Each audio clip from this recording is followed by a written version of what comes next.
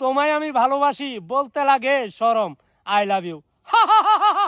এটাই বাস্তব। কিছু বিষয় সরাসরি বলা যায় না, বুঝে নিতে হয়। রিপন মিয়া। দৈনিক সংবাদ দিগন্ত পত্রিকার সাথে যুক্ত আমি মাহবুবা জান্নাত মিম। নেত্রকোনা জনপ্রিয় কন্টেন্ট ক্রিয়েটর রিপন মিয়া বলেছেন, কিছু বিষয় আছে যা সরাসরি বলা যায় না, বুঝে নিতে হয়। কিছু জিনিস দেখেও চোখকে বলি দেখো না, কানকে বলি শুনো না, এটাই বাস্তবতা। ফুল দিও আমায় পিও, কাটা দিও না, ভালোবেসে তুমি আমায় ছেড়ে যাইও না। I love you. এটাই বাস্তব।